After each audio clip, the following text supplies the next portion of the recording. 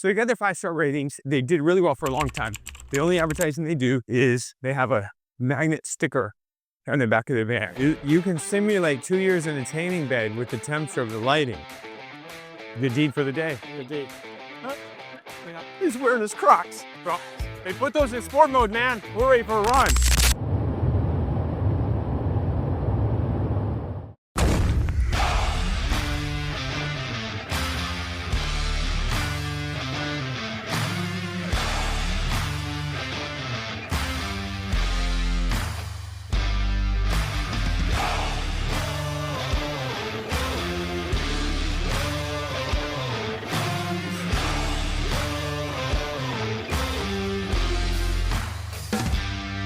So let me tell you, go to the area. Used to own daycare business, 2 locations, and they Franchise or independent? independent daycares. Good service business, but kind of not. It's sort of retail too, because you got to maintain this facility. Did really well at first, got their 5-star rating. In daycares, it's all about the ratings, right? I would think location would be huge. Yeah. Oh yeah. What's your market? Who's around you? Yeah. What part of town am I in? One of them is sort of not inner city in a bad way, but like, okay, get some executives bringing the kids, living downtown. of course, COVID hits that really hard because of remote work. And then they got one that's more suburban, but neither one's a super nice location. So normally with a business, a 5-star rating is like a Google rating, right? Or Trustpilot. But with daycares, the actual state has certain checklists, and then they give you a star rating depending on the education level of your staff and your facility's inspected. And so parents want a 5-star daycare for their kids. Yeah. Based on these state ratings. All right, so they got their 5-star ratings. They did really well for a long time. COVID comes along, inner city location's not doing as well, and they're starting to burn cash. And at this point, they're feeling like to stay open, to kind of hope things turn around, they're gonna have to sell their house and take their equity out to just have money to put back in the business. And they need to recapitalize the business. No second mortgage. And they're all in. They would rent an apartment to shave monthly costs. Sure, okay. To reduce their living expenses. Yep, so Committed. Yes, they're locked in. So there's an industry problem, and then there's a problem that's sort of unique to them. They have no online presence at all. So the only advertising they do is they have a magnet sticker on the back of their van, and they just drive around with that sticker on the back of the van, and they've gotten clients from it. So they've had some like validation. That's a way of advertising, but they have trouble getting kids because particularly the downtown location, the professionals aren't going down there anymore. Yeah. And then their website looks COVID changed so they could move inside, remote work it. Maybe we don't need the daycare as much, frequent. It's got to have been a headwind to the daycare. Yeah, sure. Right? But they don't show up on the Google search for daycare. And their website, they do have a website, but it looks like it's 20 years old. Yeah. The second issue is the whole daycare business is very structured by the state and how many workers you have to have for however many kids. Okay. And to keep the star ratings, the workers you have to have an average educational attainment of this or that. So it makes the workers really hard to find and retain. So because it's so heavily regulated for a good reason, there's like a real hard ceiling on how well you can do. And there's some impediments to doing well at all, because you have to find a certain number of workers. And if you don't find enough workers, legally, you can't take in the kids. It's like a tough business to be in. So what do? Irving, if this was your parents that own this business, and this guy actually is the kid of the owners, what would you tell him to do? I mean, getting people in the door is probably, you can figure out staff. Sounds like you have adequate staff for right now. Yeah. Any people in the door. It sounds like they're only doing word of mouth, like quote unquote marketing. Just do something. Try anything at this point. If you're on the brink of selling your house. So it sounds like the business makes some money, but not enough to live on. Yeah. This is mom and dad's retirement, or this is mom and dad's? You know, they've been doing this grinding for years. Yeah, good question. They're in their 50s. Yeah. So they're not ready to head out the door. Do you know if they're in negative cash flows this day, or is it, No, they're making money, just not enough to support their lifestyle. Yeah. So it's interesting. Tough. So what do you think the actual choke point is? I would think pricing would have to be a choke point. If it's they can't get the people in, they got to narrow down on that. Yeah, find their niche to the point where, look, are we ever going to be able to be profitable? The cost of running this with the qualified assistants, staff, can we meet what the market has here? Yeah, and be a profitable business. Maybe go back and crunch your numbers and then go, okay, here's what we're going to commit to on a budget. I don't know. I've got a couple of friends who are in this space that are doing really well. Oh, really? And they did it more for a real estate play.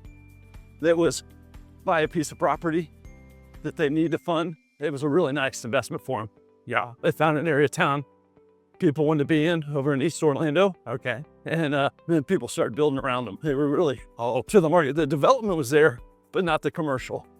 And then as the strip centers came and Best Buy came and Target came, they were already there. So they were a little ahead of market on the commercial side. Nice. But there was residents there. To see them do well with it. And then when they went to exit, it was you have to take the real estate with us too. They also did the franchise model, which I know as much as you have to give up some, whatever percentage to kinder care, ABC learning. Oh, I see. They were franchise. They didn't franchise out. Correct. Okay. I know that isn't got to be pleasant for anyone, but for mom and dad to have a model that makes it easier for them to not have to recreate the wheel at every turn and bring their son in and go, son, how do I do this? Well, they would give them at least minimal marketing support. They'd have a better website. They'd have a better Google listing. Of course, they got a good website prevalence, I think, if you can do it relatively inexpensively. Yeah. Well, they probably, got burned a couple of times by guys who said they could do this or that and couldn't. So they've given up on digital marketing. Right. And which is unfortunate because that is, when you list 5 problems, business owners always do. Yeah. Right. Only one is the choke point. You can't be choking on 2 objects at once. And the choke point in this case, getting people in the seats, getting enough kids in the seats. So while the pricing is a good lever, they need to change their pricing. Yeah. They're first going to have to reestablish a wait list because daycares always have wait lists, right? If you're in a good location and you identified it, like retail is all about location. Yeah. And it is retail, right? You're going to a store that will watch your kids. And so it's going to have to be local to you. And so it's all about the neighborhood that you're in and traffic flow. But the problem is if you're locked into a big long lease, right, then you're locked in. Yeah. And the other problem is if you say, okay, my lease is up, I'm going to move over to wherever, you're looking at a couple $100,000 to do an upbid. Oh yeah. And you might as well start a new location, right? Yeah. It's not that easy to just fix that problem. Yeah. But I think they need to get back on a wait list. And once they have a wait list, then they have all sorts of optionality. They can just raise their prices. And right. I think if you're in an area of business, right, where things are really heavily regulated, and there's not much more regulated than daycare, you got to ask what part of your business is not regulated. Yeah. And try to leverage those, like your friend who made all that money in the daycare business. Yep. Promise you they weren't cheap. Oh no. And the piece of property was from the land to the build out. Yeah. It was the dad had a background in real estate. Yeah. So it was how can he help his kids? And they were in their 40s at the time. Okay. How can I put this together and have them have a business? So they were set up in business. Yes. Well capitalized. Correct. Dad was. Okay. Dad had some money. How can I help my kids move along? Yeah. 2 sons help run it. So daughter-in-law, son, and then his other son. They ran it, did really well. What a great business. Dad benefited from the real estate exit. They benefited from the daycare exit. But they had many years that they got pretty hands-off. Of course, they're all in, right? Yeah. Yeah. But then as the market continued to grow and they were the lone daycare there, just unlimited amounts, raised prices. No one could do anything about it. It's like, sure, we're still bringing our kids here. Yeah. Daycare is expensive. Everybody knows that. Right. And if you're a 5-star daycare, nice facilities, and you're kicking out the bad kids, then, people will pay money to make sure their kids stay well taken care of. Okay, so I think their problem is pricing, but they can't really fix the pricing until they fix their funnel. And their funnel is, you gotta get a funnel. But I think having a franchise would be kind of an expensive way to solve it, but it would be solved. Yeah. Because how is it you have a business with magnets on your van? Yeah. It's not a business. I mean, it's just not. But again, the problem is it worked. Yeah. And they're going to be able to tell you stories about, oh, look at Junior. He came because of my magnet. Yeah. Yeah, but you got empty spots. And then the difficulty in finding employees, that's just a distraction. If you, by statute, have enough employees, then it's not your choke point. If you're turning away kids because you don't have enough employees, that actually creates a good opportunity to raise your prices. And raise your prices and raise what you're paying, and then that makes your staff problem go away. Focus and fix the one thing that's actually your problem. So here's another scenario, similar. Looks like a pricing issue, right? Guy retires. He takes his retirement savings. Super sad story, by the way. He takes his life savings. He opens a coffee shop. Sure. And it costs, $8,000 or $10,000 a month to run with the $3,000 a month rent. And he brings in $3,000 to $5,000 a month in total revenue. So his life savings is draining away at about $5,000 a month. Right. He's going to a CPA to figure out what to do. What should I do? I'm charging $7 for a coffee. I'm in a small town, and at $7, I'm driving by customers. But the CPA says coffee shops are supposed to maintain a 70% gross margin, and he needs to maintain his $7 pricing just to maintain his margins. And so he's not sure whether to take his CPA's advice or not. So what do you think, Irving? I mean, like you said, the CPA is not, they're not in the business. It's like they just look at the numbers and go, oh, if you increase prices, that should work, right? Always comes to getting more people in the door. I'd still sticking with that answer. I don't know. What do you think, Brian? I don't know if I have enough information. Yeah. I know. I feel like I'm the CPA right now. Oh, really? Tell me a couple pieces, tell me some numbers. But that's what everyone does. You're right. Yeah. And then the other person, your neighbor, your buddy, the unsophisticated will just go, oh, raise your prices. Yeah. Guy goes back out, raises prices. Now he's got 3 more months under his belt of 15 grand. He's underwater. Yeah. And that didn't work. Yeah. I'm charging $10 for a coffee with no customers. Yeah, right. Oh, I've got somebody right now calling me about wanting to go into the coffee space. And you're just like, holy cow, man. Competition. And there's some guys who really do it well. Yeah. And have huge names. These Zest Boys, Dunkin' Donuts, Starbucks. And you want to have your one location? Well, look, they're not around me. Well, maybe there's a reason why. Yeah. And your market was a great location that he's already talking lease, 5-year term. Yeah. And it's like, oh my gosh. So coffee shops are very trendy right now. Yeah. And they're opening up a bunch of them. And Yeah. it's super on trend because of the margins, right? And honestly, 70% margins on coffee is it's poor. 85, 90% Yeah. margin is great. Well, what they're doing is they're pretending that the coffee business is not a restaurant, which it is. Right. You're operating 7 days a week. You have the basically worst employees that you could hire. Unless you're in a super great location, you're going to have employees that are kind of difficult to motivate, hard to train. And the restaurant curse still applies. Yeah. I mean, there's so much complexity, even to a coffee shop. So much can go wrong. But in this case, it's pretty open and shut. Yeah. If you're spending $10,000 a month to operate a business, and total revenue, not margins, are $5,000 a month. Yes. And you've been at it a while, so it's not like, Oh yeah. I just started running the numbers with him. I was like, on just a fantastic day. What kind of numbers? Well, if we get, $8 a customer, we have X amount of customers, we'll do 300,000 the first year. oh my God. I'm like, okay. Yeah. Now, what'd you say your lease? What was start backing everything out, reverse engineering it? Yeah. I'm like, my gosh, in his sales job right now, he makes like 180. Oh, wow. And with the ceiling still, he can blow up. Yeah. He can still move into other areas. Yeah. That is the red dress, Oh, yeah. He's been doing sales a few years. He's young. Own my own business, yeah. Yeah. And this easy $8 a customer sounds great, right? Yeah. Do you have a drive-through even? No drive-through. Yeah. Oh my. Tell me about your location. Well, the deli that was there before me, it went out of business. There you go. Oh, sounds like you got a great location. Did she serve coffee? Yeah. Yeah. She served coffee, but she was a deli. We're not going to do the food stuff. That's going to be the difference. Upper left. Yeah. That's brilliant. Yeah, that's frustrating you. Yeah, you get it. It's hard to remain focused. Okay. And maybe, it's getting up and making the sales. Yeah. I get it. That's what made me think about your question you asked about a daycare. It's like, oh my gosh, they probably can make more money, each of them managing daycares for other people. Yeah. And I have a buddy doing that right now in his retirement. Yeah. Police officer, looking for the next level. What's he do?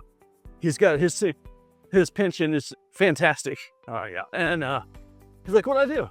I pretty much have, 12 hours a day. I'm like, what's my next thing? He did floors for a while. Okay. Him and a couple other buddies. Great service business. Yeah, it's not bad. They all did floors together. And they would go in, they'd get some good referrals from people. Yeah. Friends that lived in the area forever, so everyone knew them. Yeah. And they come in, knock it out.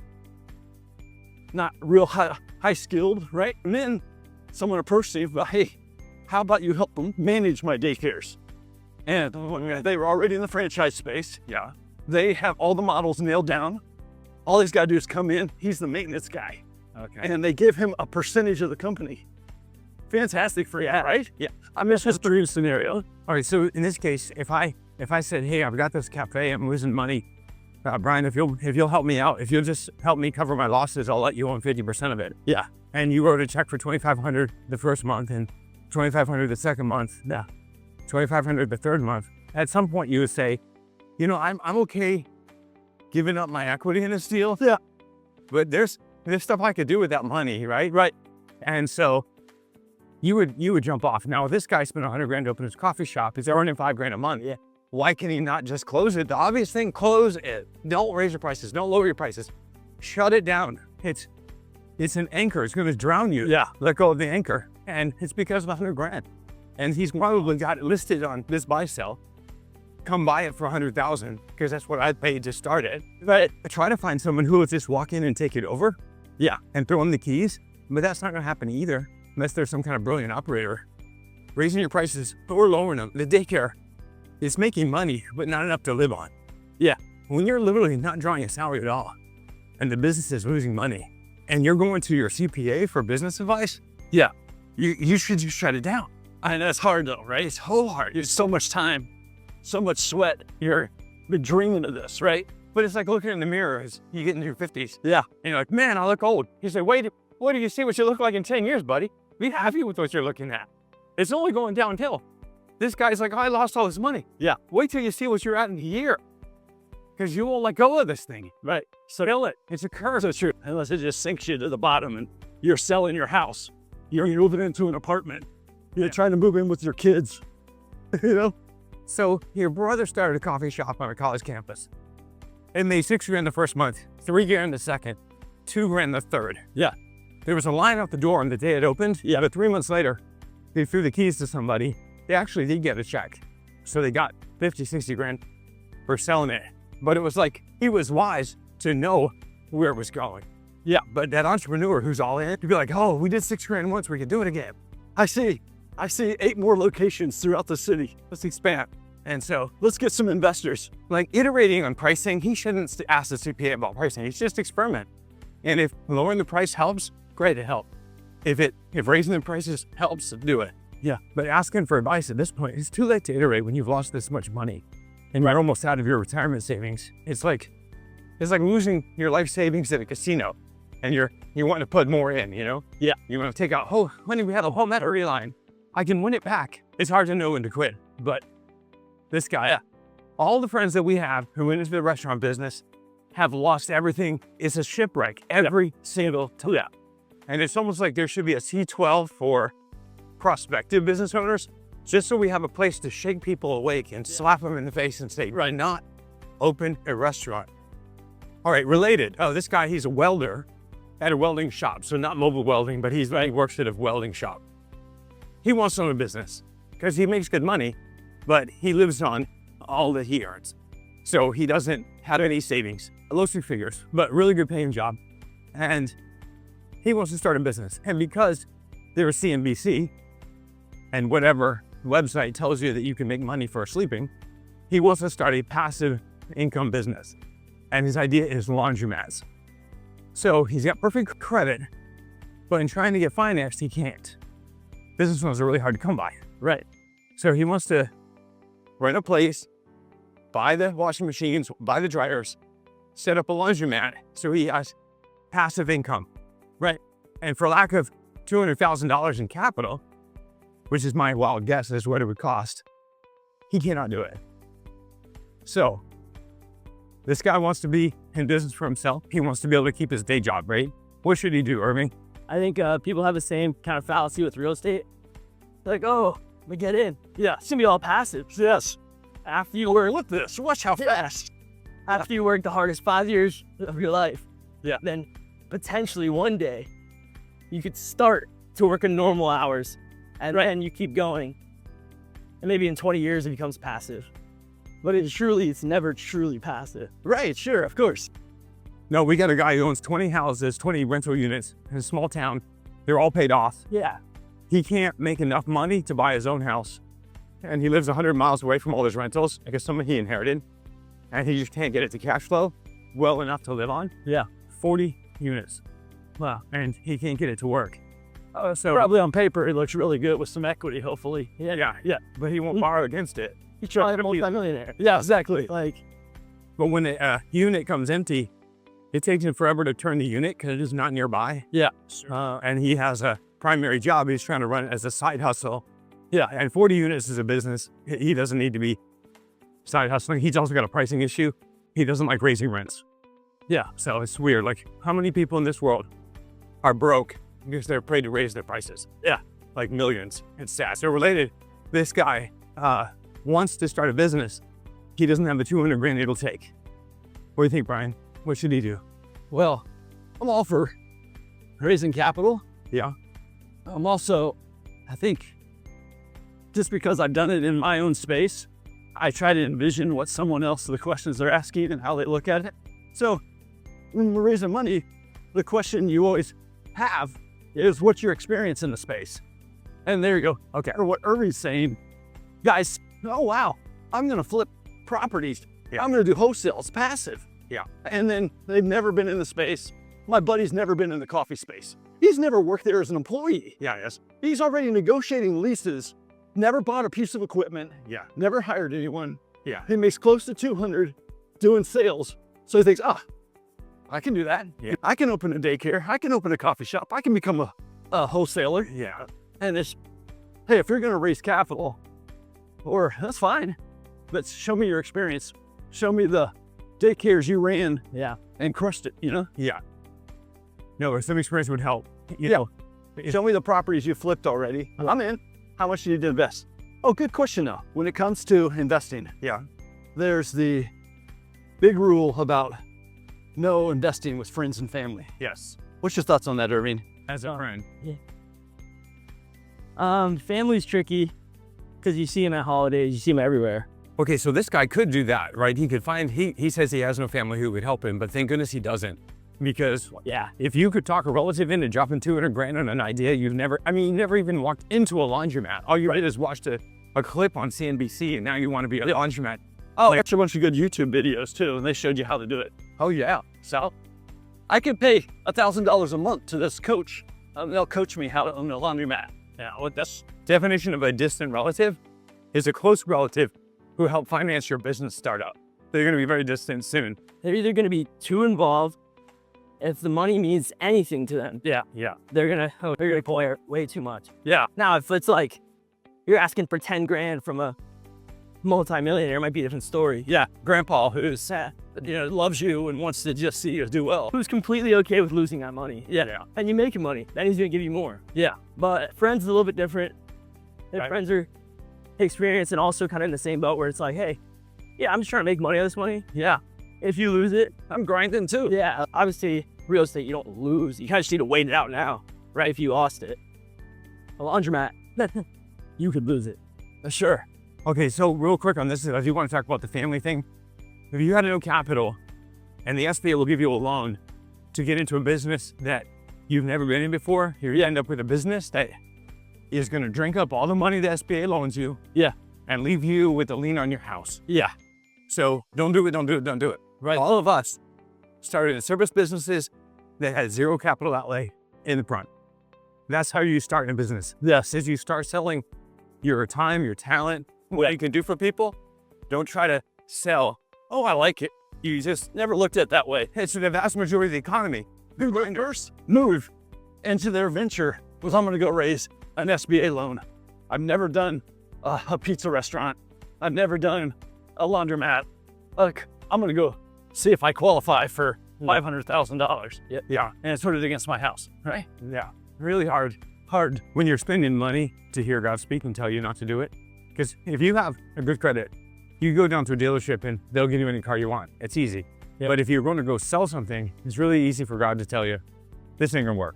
Yeah. You know, and you can be a lot more sensitive to what God's trying to tell you. But if it's like you're talking about the guy, he's already scouting locations for a coffee shop. Well, that's fun work, right? He gets to be like in charge and then The dreaming, right? I can make decisions and they happen, but you can't make a decision for a customer. All right, so Brian, you've got 4 of your kids that work for you. Right. And it's like the most functional business as far as like that's the only idea. Like you guys debate about everything. Yeah. You know, it's not like top down, even just about dictatorship.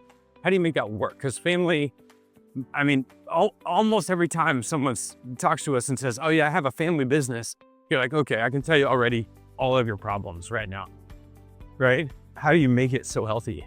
Well, God made it healthy because I have some kids who have great personalities that make it conducive with different skill sets that we can all work in harmony, you know? Yeah. We don't have a disruptor who says, I want to break everything that's here and I'm going to question everything to the point where I'm going to become the dictator or take over a conversation or take up an area of the business. What seems like the biggest threat to me is if you had personalities that rubbed against each other in a negative way. Yeah. So I don't know, if someone was to ask, I would say that's the first point of grace for us is God gave me kids who I didn't have to manage and train Yeah. with their personality Yeah. and do a lot of correction that's tough to do as a parent. Yeah. So I would say the other one, I give you a lot of credit because I get to watch you and the way you manage not just your family, but your business. And one thing that we've tried to do a lot is ask a lot of questions. Whenever I think I'm going to give a direction, I think we're going to definitely go because it really feels good with my 30 years of experience in the industry. I will still begin just like you do many times here with us. So what do you guys think? What do you think we should do? And let them, not give them all the answers, right? I love with Dan Martell who does the 131. Oh yeah. You know, what's our problem? What are 3 potential solutions? Okay. And which one would you apply as a solution if you were to be the one to make the decision today? Yeah. Really good. A good framework. So we do a pretty good job of not amongst the 5 of us where we're giving orders of, hey, this is what you're doing. This is what you're doing. And we talk it through it. You know, ultimately I get to make the decision, but it really becomes a collective decision. So biggest reason for success, I would say. I think what you just said is you nailed it. You're ultimately the one who made the decision. Yeah. It makes the decision, and I think everybody knows that. Right. If you know, we have guys that are like, yeah, I'm going to slowly turn this over to my son. I'm going to go live in Sarasota or Naples, and I'm going to let my son kind of run it, but I'm going to sort of second guess everything he does. Now you do that situation where you kind of start to take your hands off just a little bit, and you have 4 kids.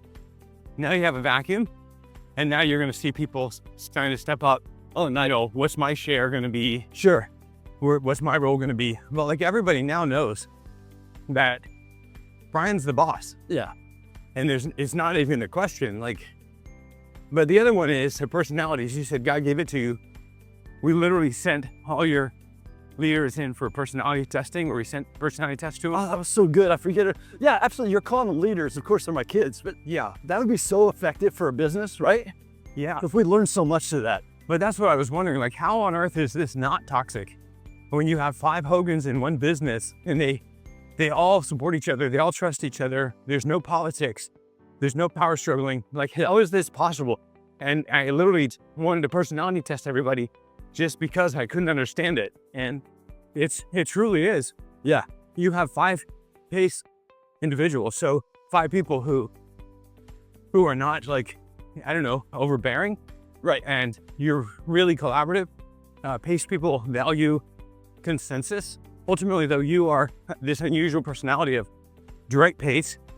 So is Austin. And so you end up with this, you'll make a decision. So it's not like you guys committee everything to death, but it's not dictatorship. It's really, right. it's a very unusual thing. So I think if somebody says, oh, well, my kids can come work for me, look at how well it worked for Brian. Yeah. I'd be like, well, let's go ahead and run a disc on you. Yeah.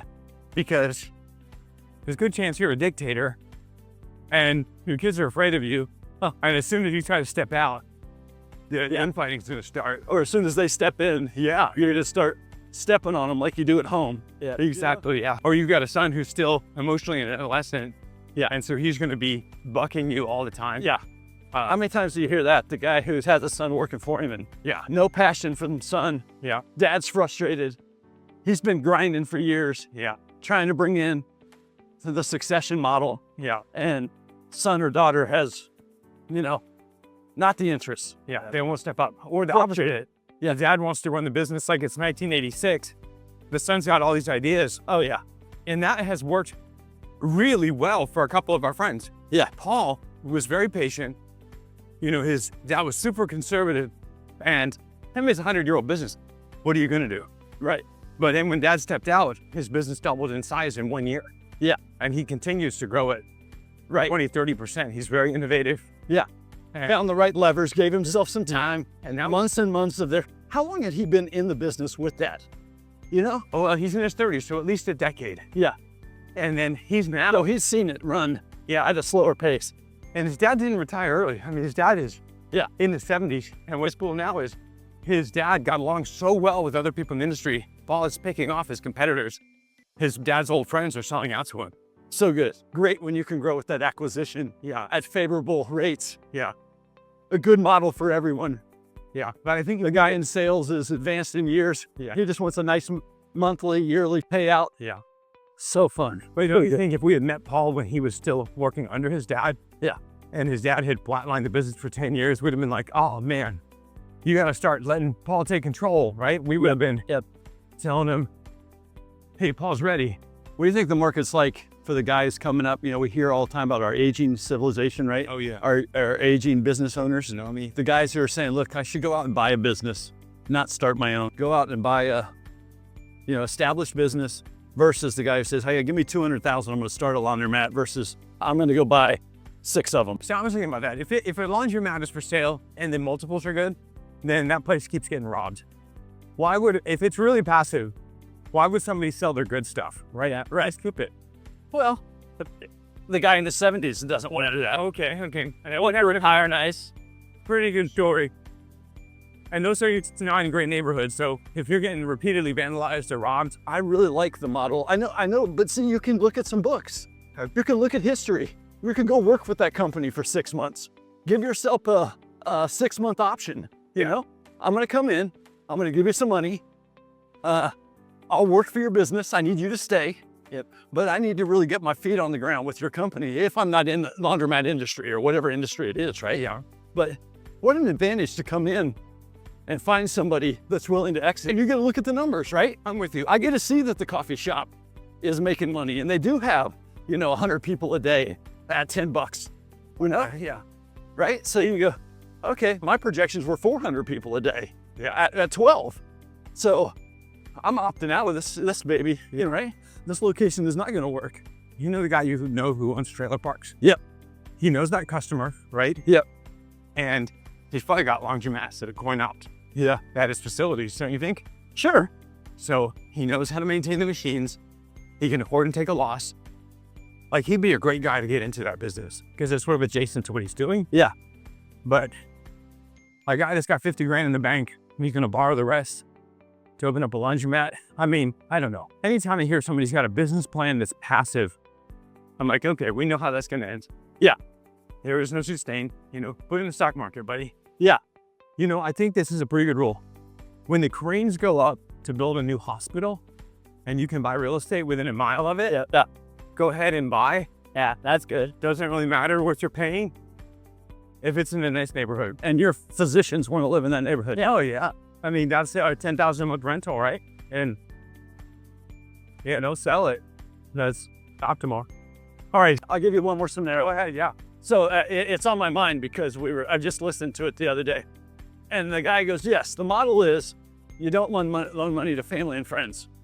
Yeah. And some guys, that's just hard and fast. They're not changing, right? Yeah. And another guy was like, look, whenever I hear a great idea, Yeah. and I know it's a great idea, and I have some of that discretionary money that I'm not dependent on ever getting it back. And I want to see this person do well because I want someone to do life with. I want somebody to succeed with me. Yeah. Then yeah, I'm going to violate the rule in the right place in the right time. I've seen their model. I've seen their process and their plan of execution. Yeah.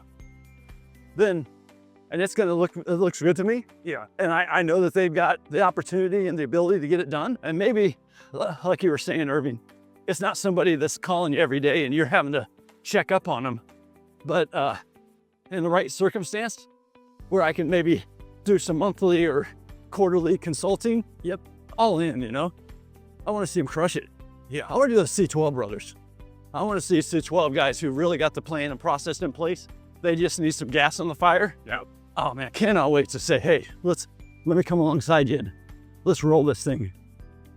Yeah, I think, I don't gamble, but if you were the casino gambler that walks in and says, okay, if I lose 1,000, then I'm done, you're going to have some hard caps on what you're willing to. Oh, sure. Oh, absolutely. Which angels ones have too. They take a company and they'll fall in love with it and they'll say, we have this much to invest. We'll have this much in case that doesn't work out. But beyond that, we're going to have to step out and let it shut down. Mm-hmm. They just have to have discipline. All right. If you want to be on our podcast, reach out to us on the channel. And if you want us to come run with you, we'll come run to you, or you can come run with us. Or good. You can lay them out and do it by Zoom. Either way, we'd love to have you on Running with Millionaires. If you have a business that has 2 million or more in annual revenue, or if it's a high margin business that is less than that, then we would love to interview you, ask you what your choke points are, give you some unsolicited advice. But you are kind of soliciting because you're on our show. But we'd love to hear about your story. Thanks, guys. Hey guys, if you watch my content, you probably own a business and I would love to one-on-one with you. I'd love to talk with you about the things I always talk about. 3 things. What would have to be true to 10x your business? What can be done to make your business easier to run? And what can be done to reduce risk in your business? I'd love to talk about those things with you. If you want to just click, there's in the description below, there should be a link to a Calendly. You could set up a free one-on-one with me. Love to spend some time on the phone with you, just talking through your story. Maybe obviously my ulterior motive is to get you to come onto the podcast, but I don't mind if you don't want to get onto a podcast. I'd love to just have a one-on-one with you if I can give you some help. So if you're a Christian business owner, any size business, any type of business, I'd love to help you. So go ahead and click the link below, get onto a Calendly so you and I can have a talk. I'd love to help you if I can. I'd love your help with my business if you have some advice for me. So thanks so much for watching. Thank you for being a part of our community.